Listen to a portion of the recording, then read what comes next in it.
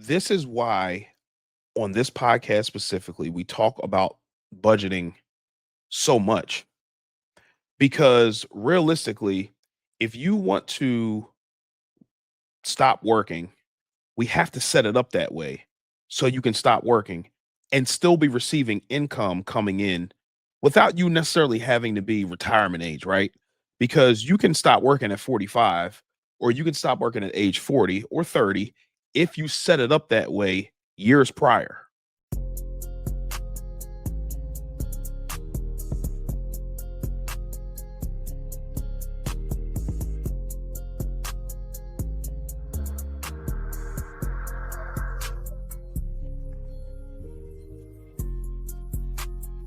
Hey, family. This is Che Willis coming back with another episode of Wealth is a Journey podcast.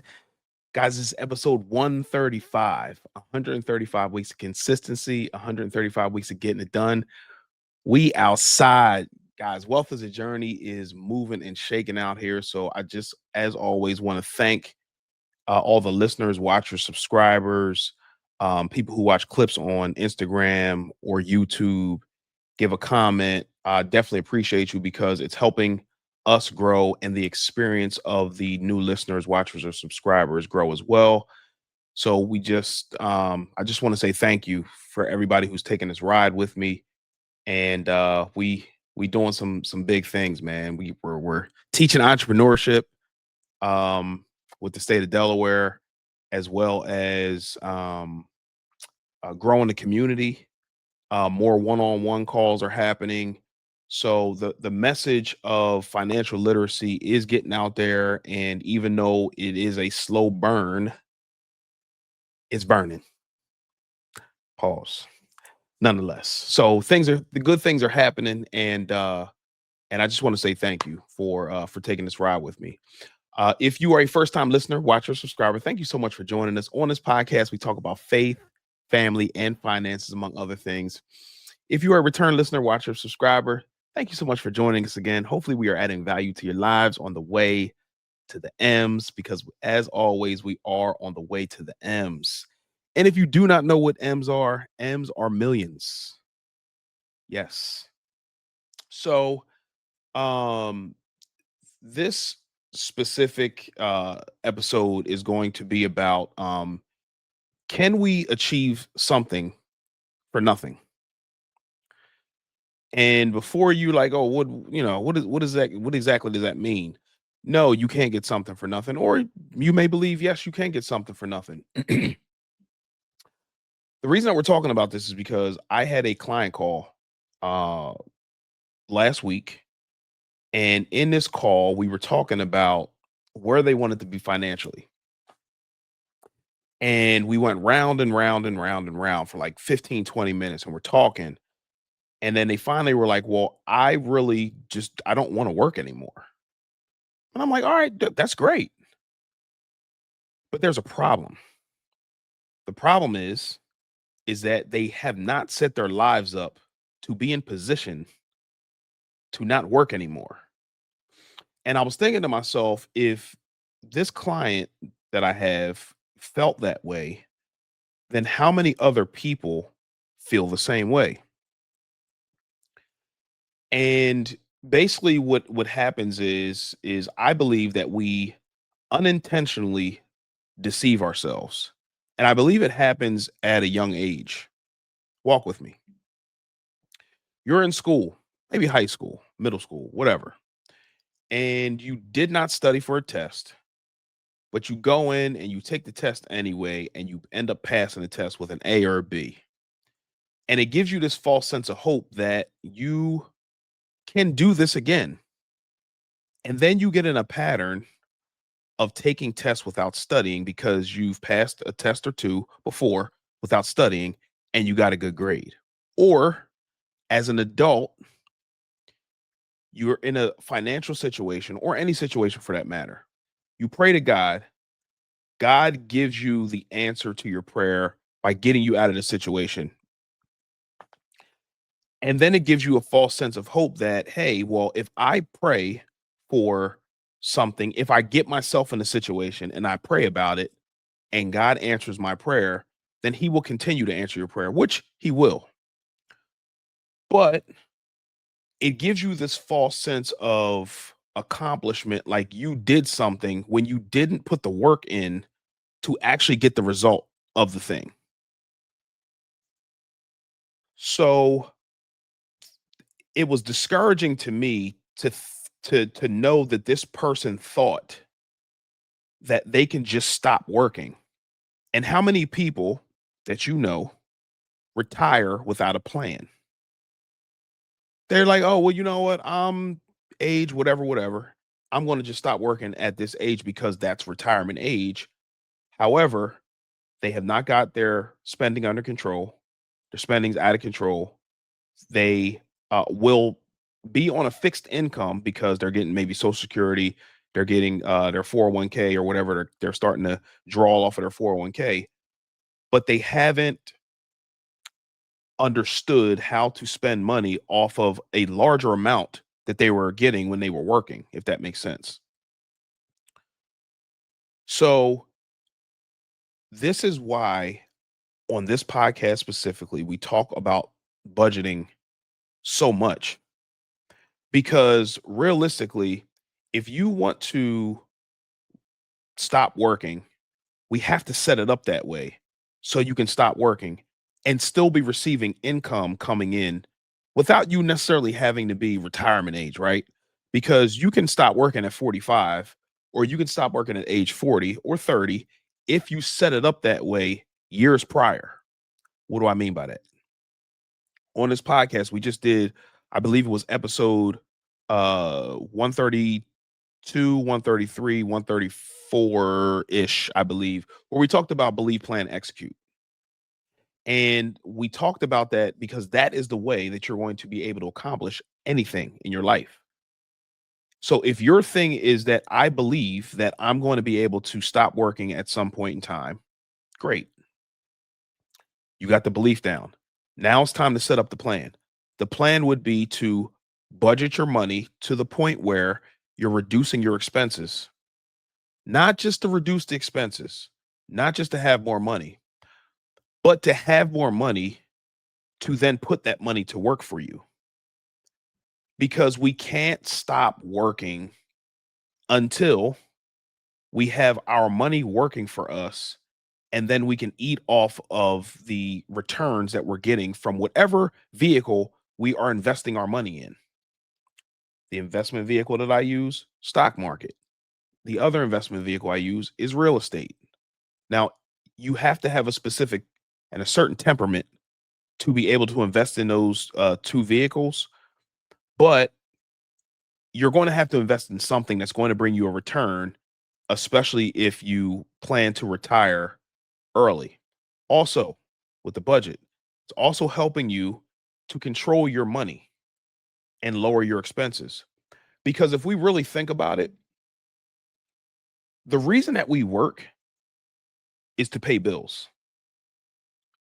I don't care if it's a student loan, I don't care if it's your mortgage, car payment, your kids' college, whatever it is.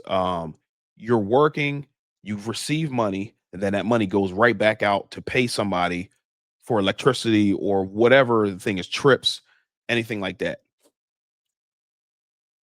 But if you really think about it, if you reduce your expenses, if you have the discipline and then you put a plan in place to reduce your expenses, because the greater goal is to now have the money working for you. If we can reduce our expenses and then eliminate them, then we won't have to work as hard, and we can take the money that we were paying the bills on, and then we can now put that money to work. And if we're consistent at that thing, then our money will eventually grow. And if you're investing in the market, there's something called dividends. If you're investing in companies or ETFs or mutual funds that have dividends, basically what that is it's a thank you from the company or the fund manager who's managing your mutual funds or your ETF, basically saying thank you as the shareholder for investing in these companies or this company, and then they give you money. Let's just say $1 per share that you have.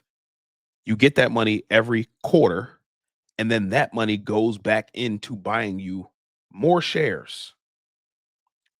And then as you continue to accumulate shares by you buying them on your own, and then the dividends being reinvested every quarter, it's going to eventually compound more and more and more and more.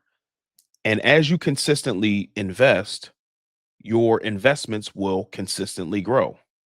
And then you'll start figuring things out that you were doing wrong before when you were maybe losing money.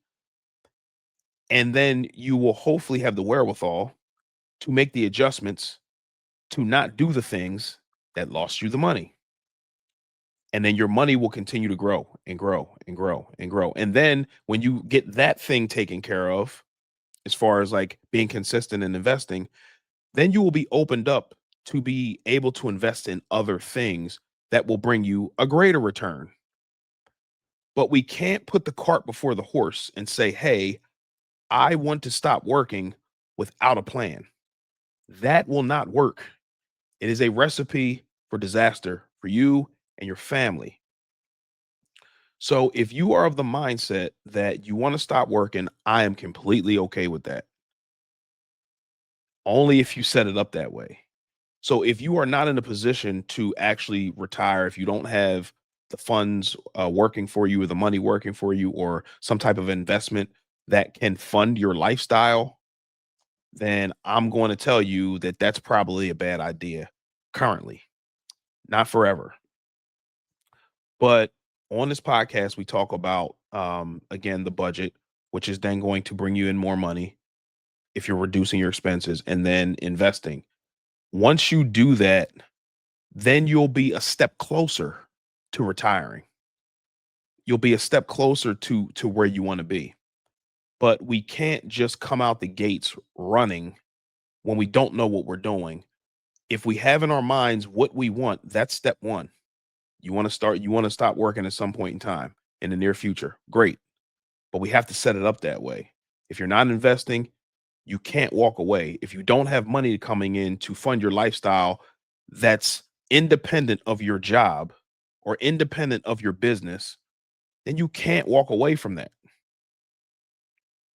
Because I talked about it before. Even if you have a business and then you sell the business for, let's just say, millions of dollars, and you didn't have a plan set up to manage your money the right way before you got the money from the sale of your business or your company, chances are in a few years you're going to blow right through that money because there was no plan set up to manage the money in the first place. And also with entrepreneurs and with business owners or aspiring entrepreneurs, I say this all the time to my entrepreneur class, that if you are bad managing your money personally, chances are if you don't hire somebody who's good at managing your money when you have your own business, your business most likely will fail at some point. But even if you do get somebody who can manage your money for you, you still need to know what's going on, because those are the people who just hand, hey, here's all my money, here's all my books, take care of them. Those are the people who have a higher likelihood to get robbed by the person who's doing all their books and handling all their money and things of that nature. Think about NFL players, NBA players, rappers, people who weren't good with money. They came into a lot of money. They handed their money off to somebody else, and years later, they found out that they were getting robbed. So the budgeting piece all works together, and it's a greater need for our community to know how to manage your money, because it gives you a freedom of not being all over the place. Because when your money's going everywhere, you're just living willy-nilly. Eventually, if it's working now, eventually it will catch up to you. So coming back to what I was talking about before, I'm sorry I went off on that tangent, but coming back to what I was talking about before, we can't get something for nothing. Another reason is because what happens with us is if we just get something and we never work for the thing that we get, we're not going to really respect it. We're not really going to take care of it. So if you are currently going through something financially, I always tell my clients that it's good for you to sit in the feeling of how you got to where you are in your current financial situation. Because if you're actually sitting back and then looking at how you got there in the first place, then chances are you won't go back through that again if you're paying attention. So there are a lot of different lessons in going through things and wanting something and then going through a journey to accomplish the goal. So if you do not want to work anymore, there is a journey that's going to have to take place in order for you to get to the destination. What that looks like for you, I don't know. I'm just giving you a couple suggestions that I would do that help me to get closer to not working anymore or not working a 9 to 5 job. Not there yet, but I'm closer than I was a year or 2 or 3 ago because we eliminated our expenses. No more house payment, no more car payment, no more credit card payments. We don't owe anybody anything except our electric bill and things of that nature, but we don't owe anybody anything because we set it up that way. The journey took us 7.5 years. So I'm saying all that to say that if that's your goal, then it can happen, but you're going to have to put some work in to get there. So whatever you want, you will have to work for it. Is it possible? Absolutely. But my question to you is, are you willing to put the work in to get to the result? And manifesting and praying, that's good. But in order for you to respect and honor the thing that you've been blessed with, in my opinion, it's better to go through the journey to be able to get it, because then you'll have another testimony to tell somebody else on how you did what you did, which is what I'm doing right now. So that's the episode. You cannot get something for nothing, and whatever you want, you will have to work for it. And the sooner you get to working for the thing that you want, the easier it's going to be. It will seem daunting at first. It will seem like, oh man, this mountain is so high for me to climb, but you can't get to the top of the mountain without taking one step, putting one foot in front of the other. And a year or 2 or 3, you're going to look back after taking consistent steps, learning the lessons that you need to learn. You're going to look back and say, I'm almost there. I'm almost at the top of the mountain. So, hopefully that encourages you. At the same time, opens your eyes to what needs to happen in your life. But we are all walking on this journey together, um, and we can get there. But again, we got to put the work in. So let's get to it, y'all. That's the episode. Wealth is a journey. We will see you next week. Peace.